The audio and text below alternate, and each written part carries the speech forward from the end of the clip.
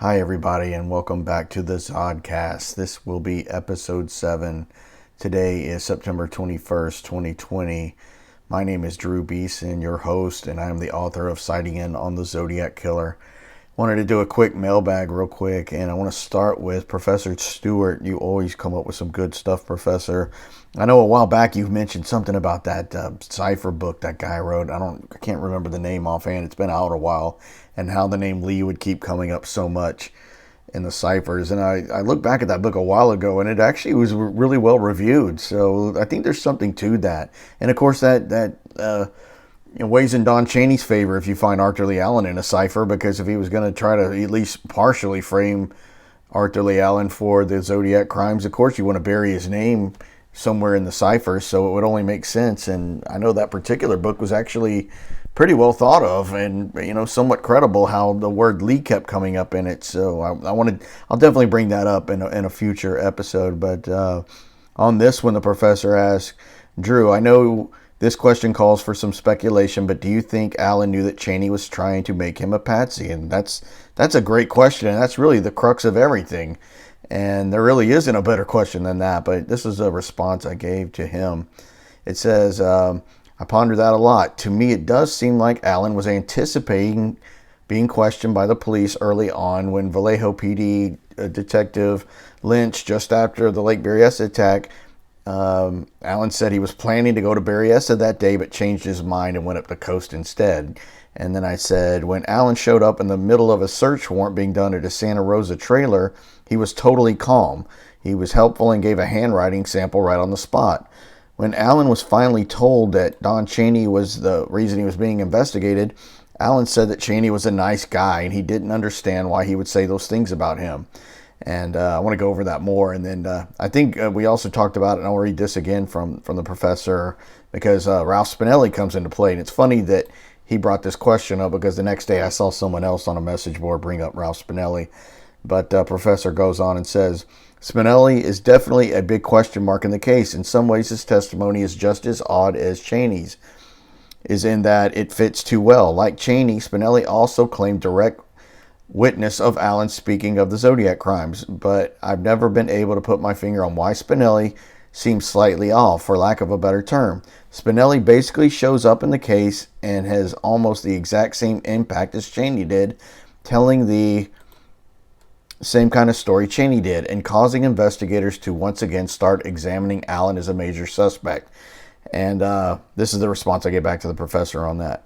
I said, Professor Stewart, true. He was trying to trade the story about Allen to get off for multiple robberies, and they didn't do it, so his credibility is bad. He may have stayed with the story as to not look like a liar. I think it's possible that Allen and Chaney could have hatched that idea to engage Spinelli as part of a bigger plan to give the police a runaround. They would also have known that Spinelli's word as a convicted felon would not result in much but more suspicion of Allen. And Professor replied, that's a good point. Spinelli would not have lasted long in the witness chair under the scrutiny of a good defense attorney, but he certainly did help keep the focus on Allen.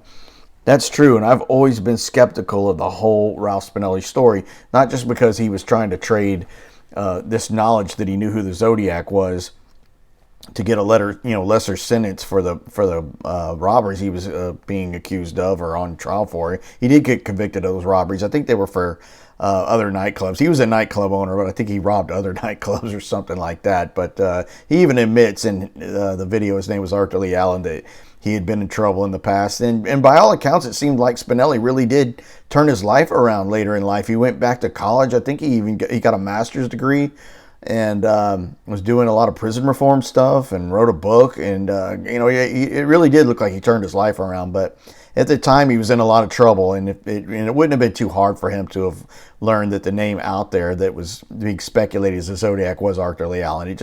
It wouldn't have been too hard, but the whole story seems kind of contrived, but it also could have been something hatched by Chaney and Arthur Lee Allen. We just don't know, but he's very suspicious. And of course, he's the first person that speaks in the video. His name was Arthur Lee Allen, which is Ralph Spinelli, and he tells a story about how Arthur Lee Allen and him got into a fight over a girl at a party. And Spinelli was dancing with this girl, which turned out to be Arthur Lee Allen's girlfriend. So Arthur Lee Allen was upset by that, came over to Spinelli's house, and they got in a pretty big physical fight. Police were called out, but Spinelli never pressed charges and all this kind of stuff.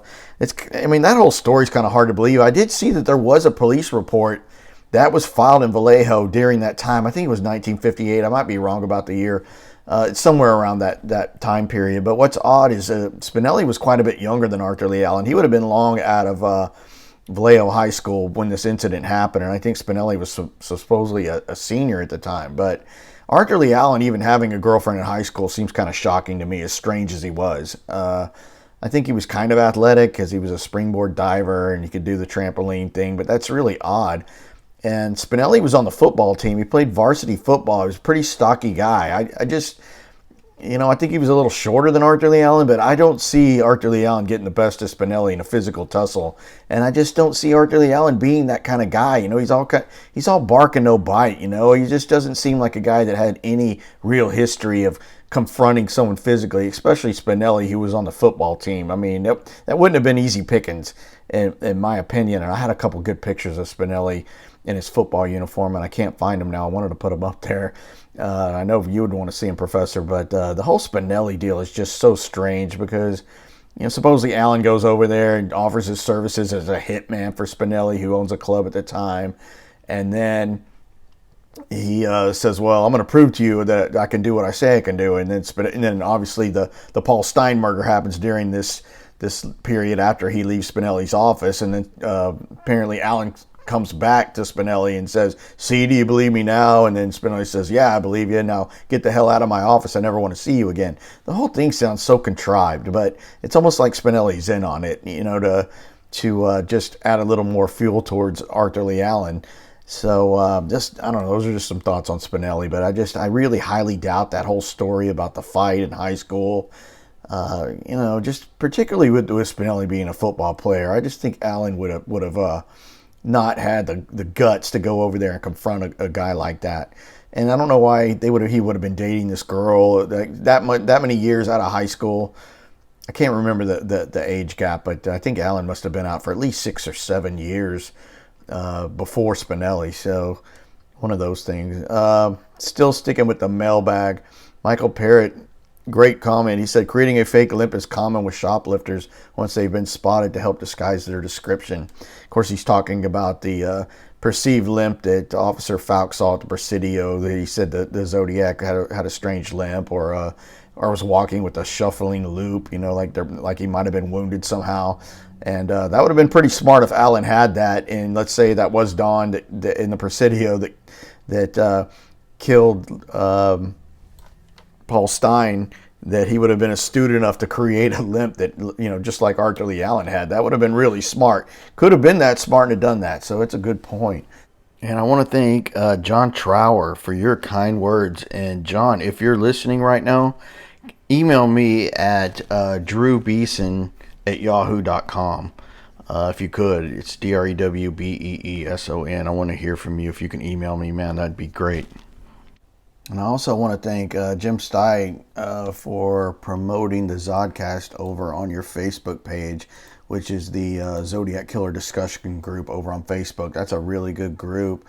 Lots of people with all kinds of levels of knowledge about the case are on there, and no one's getting yelled or screamed at or made fun of for not knowing that Mike Michaud had an identical twin brother or stuff like that. It's always people willing to help and work together and try to come up with some answers here. And I just saw on his site, on Jim's site yesterday, a guy was kind of upset. He goes, can we just stop with all the BS and stop saying that the Zodiac Killer was also D.B. Cooper and killed John Benet Ramsey? It was actually kind of funny, but he makes a good point. And as a person that's written the only 2 full-size books on both D.B. Cooper and the Zodiac Killer, I can tell you that they are not the same person. The only thing they have in common is they both had a widow's peak. I'm pretty confident that D.B. Cooper was a guy named Ted B. Braden, so definitely check into that. And I know a guy who used to comment a while back that definitely believed that Don Chaney was probably the Zodiac Killer, but totally disputed the fact that Ted Braden could be D.B. Cooper. But I think his suspect was a guy named Kenny Christensen. And I know a lot about Kenny Christensen, and he only knew how to jump out of an airplane from static line training in World War II, and from what I can tell, never ever jumped since. So Kenny's actually not a really good. He's a suspicious guy, but he's not a good candidate for DB Cooper, in my opinion, because no one has ever showed me proof that he jumped out of a plane since static line training.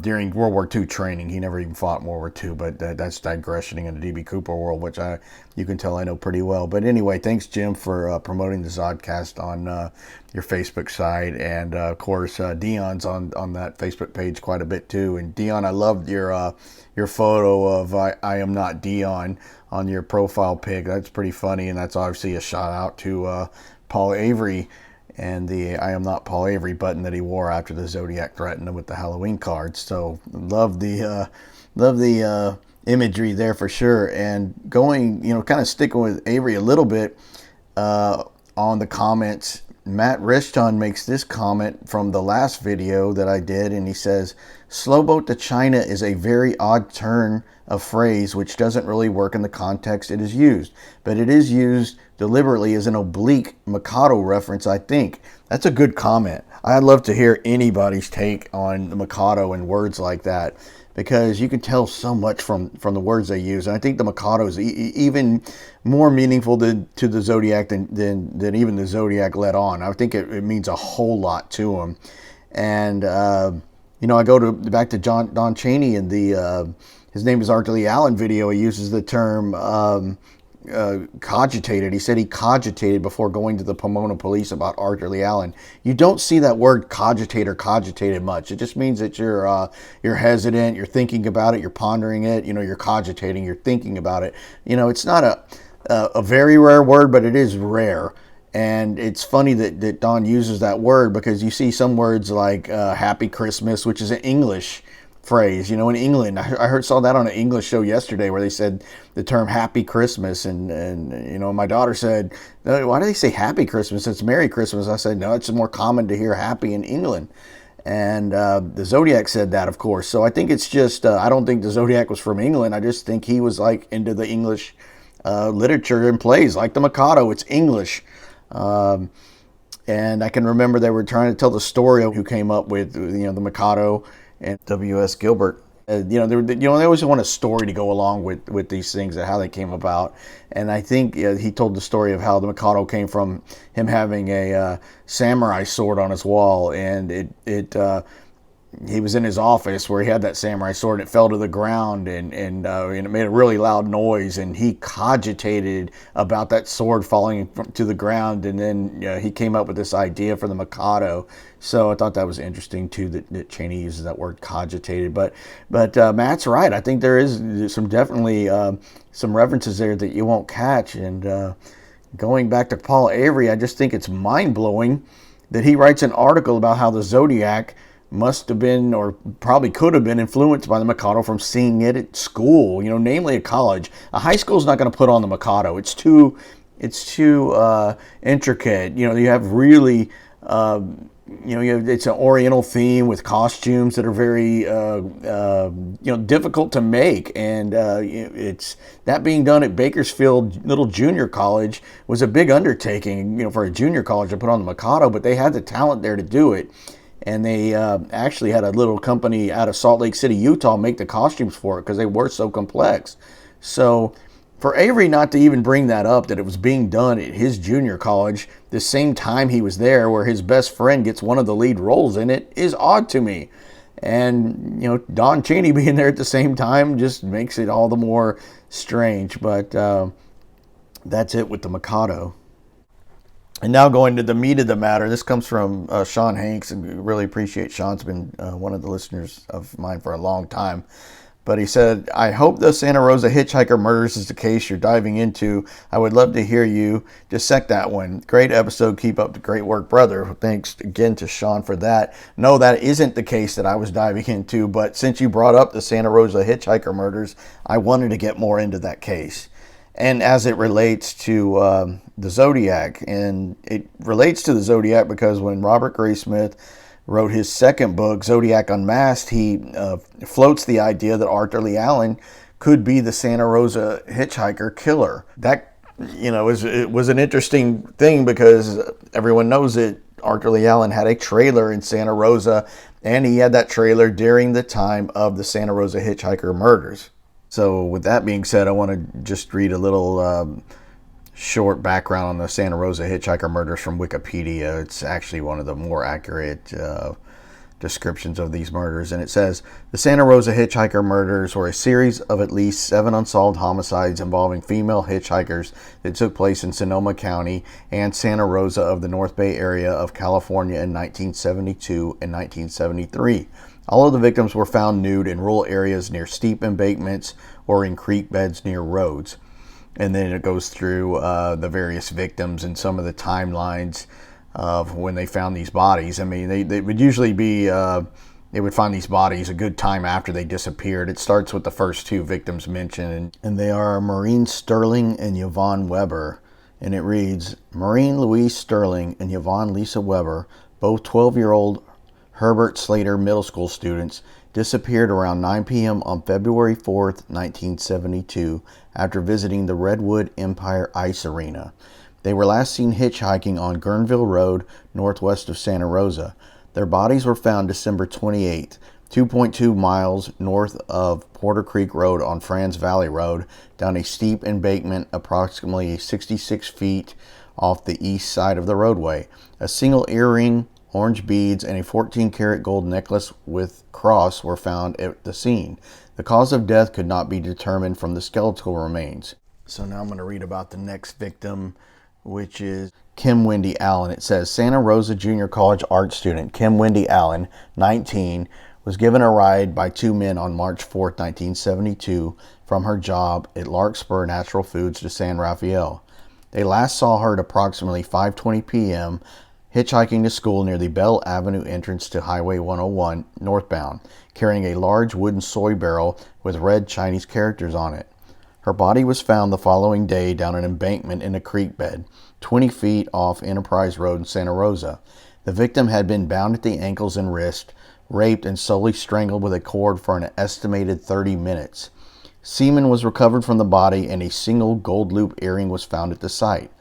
Markings at the top of the embankment and a possible leg impression in the loam indicated the assailant likely slipped or fell while throwing or transporting the body. The 2 men who gave her a ride, one of whom was given and passed a polygraph test, were ruled out as suspects. And going back to that line, it said markings at the top of the embankment and a possible leg impression in the loam. A loam is like a soil, some kind of impression made out of sand is what that is. And that's where they saw that leg impression. I think that's it. Actually, let me read what it is. It says a loam is soil composed mostly of sand and a smaller amount of clay. By weight, its mineral composition is about 40-40-20 concentration of sand, silt, and clay, respectively. So I never really knew what a loam was, but I do now. But anyway, as far as Arthur Lee Allen being tied to these crimes, I think it's pretty much a long shot. One of the things that I know that Robert Graysmith tried to tie in Arthur Lee Allen with these crimes is the soy barrel I just mentioned that Kim Wendy Allen was carrying, because the characters on that soy barrel she had are very similar to those markings that were found on the Zodiac's exorcist letter. And then I know there's one video where it shows those little parts of that, those symbols moved around on the exorcist letter, where you can actually form the name Lee with them, which is of course the name Arthur Lee Allen went by, Lee. Still under contention exactly what that meant. And I do have a picture of both the Zodiac symbols from the exorcist letter and the symbols from the soy barrel that Kim Wendy Allen was carrying at the beginning of this video. So you can look for yourself and see how much they look alike. They do. They really do. I don't think that's any kind of a major smoking gun between those two, but they do kind of look similar. So I don't blame Graysmith for dragging that out. One of the main things that would catch your interest with this one is they did recover semen from this attack on Kim Wendy Allen. And obviously you can get DNA from that and a good sample of it. So they did do that, as what I understand from Kim Wendy Allen, and they put it in the CODIS DNA system. Well, we know they have really good DNA from Arthur Lee Allen, so much so as they took it from his brain after he died. So they have a totally positive DNA profile on Arthur Lee Allen. And they apparently have a really good one for whoever murdered Wendy Allen. And I don't know if those two were ever tested against each other, but they sure should have been, because it would at least, I mean, Wendy Allen is definitely one of the most prominent known names for victims in the Santa Rosa Hitchhiker murder. So you would think that would be one they would test quickly if they really thought Arthur Lee Allen was a player. And he's even listed here in Wikipedia as one of the suspects. So why would you not do that? That would be a quick test. I mean, you don't have to do any genealogical background search or anything like that. You have the semen sample from that attack on Wendy Allen, and you have Arthur Lee Allen's DNA from his brain. So surely someone was smart enough to check those two, and at least that would at least rule Arthur Lee Allen out. It's a murder of Wendy Allen. And by the way, somebody suggested once, were those two related, because both their last name is Allen. And of course, the last name Allen, Allen, is pretty common. But just to run that down, I wanted to see if those two were related. And we know that Arthur Lee Allen's father was Ethan Warren Allen, and he came from Kansas. Well, Wendy Allen's father, his name was Kimball Allen. He came from Kansas. So when I saw that, I was, kind of piqued my interest a little bit. And they actually came from the same part of Kansas, but I couldn't really take it any further than that. I know Kimball Allen's father was George Allen, and I think it was possible that he was old enough to have had Arthur Lee Allen's father, who was born in 1903, and I think George Allen was born in 1879. So so it was definitely possible he could have fathered Arthur Lee Allen's father, making Wendy Allen would have been Arthur Lee Allen's first cousin. But I couldn't make that connection. I mean, it's still possible, but I wasn't able to make that connection. But it is interesting. Both of them come from Kansas, so they probably are related down the line. But I think it was just would have been another one of those weird circumstantial deals. But so the main reason I would really rule Arthur Lee Allen out of being the perpetrator of the Santa Rosa Hitchhiker murders is, some of these bodies were disposed of kind of far off the beaten path. Like I was, talking about that one getting thrown over the embankment they talked about, and leaving the leg impression. I mean, Arthur Lee Allen was in bad shape in 1972. Had gout on his feet, like we talked about earlier. He had that limp, possibly from another injury. But by any account, he was not moving around good in 1972. To have murdered some of these young girls and carrying the dead weight up into the woods. I mean, he would have had to have had an accomplice if it was him. Any way you look at it, to be able to dispose of these bodies. And he just wasn't in this kind of shape to do this kind of thing. He just wasn't. I mean, it lists some other of the victims here. Lori Lee Cursa is one. And that particular case with her, it said that two men had saw her getting pushed into a van that looked like it was driven by a Caucasian man with an Afro-style hairdo and all this stuff. And then it talks about Carolyn Davis. She's a 14-year-old.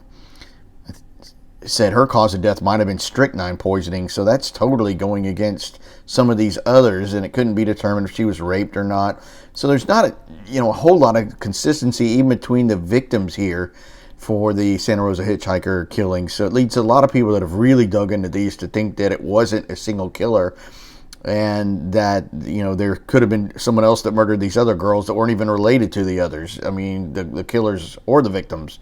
So it's just similar areas where these bodies are stacking up. I mean, it's like California at the time. You were lucky if you weren't murdered back then. There was just so many. But Arthur Lee Allen's just a stretch. I just don't see him being able to get away with this, not getting caught, and being able to do the physical legwork of hiding all this stuff. And then again, his trailer being searched. I got a picture of his trailer at the beginning of this, by the way. And it was, I think, not too far after that time that it was searched back in 1972. But it was, nothing found there to lead to not only the Zodiac crimes, but these either. So it's a stretch. I mean, the whole thing with Graysmith is based on the Chinese symbols on the soy barrel looking like the symbols on the Exorcist letter. And also Robert Graysmith claimed that the police told him that they found chipmunk hairs on some of the bodies when they were discovered. And he said that, well, Arthur Lee Allen had chipmunks at his trailer. That's not true. Arthur Lee Allen actually had squirrels at his trailer. I know a squirrel's similar to a chipmunk, but you think they could at least tell the difference between a chipmunk hair and a hair of a squirrel. I'm pretty sure they're going to be different enough under a microscope. So that was kind of another reach on Graysmith's part. And Arthur Lee Allen had those squirrels because he was a biology major at college, and he had a permit to have them. And it was creepy and weird, but he had at least somewhat of a legitimate excuse for having dead squirrels at his trailer in Santa Rosa. So, going back, if you read some of the police reports from the molestations that Arthur Lee Allen did, they were with young boys, and they did happen at that trailer in Santa Rosa. And if you read them, he kind of coerced these boys in there with alcohol, drugs, and money. He never captured anybody off the street or anything like that. I'm sure he coerced them to some level, but he's definitely guilty of it. But he didn't tie anyone down or anything like that. He just got them drunk, or he gave them money or drugs, and talked them into doing these sex acts with him. And two of the boys basically just wound up telling their mothers, in similar cases that, yeah, this happened to me, and they didn't really even think a whole lot that it was even wrong at the time. And Arthur Lee Allen basically just told these boys, don't tell anyone. He never threatened to kill them.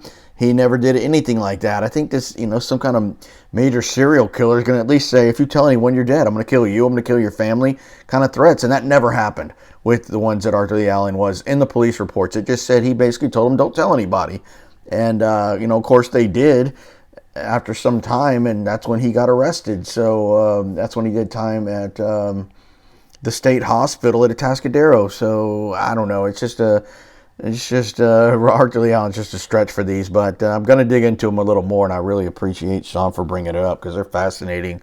The whole thing with the Santa Rosa hitchhiker murders. Hopefully they are doing a DNA genealogical test like they caught the Golden State Killer with them. If they have the semen from Wendy Allen, hopefully they're doing that. They're doing the genealogical work behind that sample that they can catch them, hopefully in the way they caught the Golden State Killer, D'Angelo. So that's all I have for now. Please subscribe if you're not already doing so, and tune in next week. Thanks, everybody.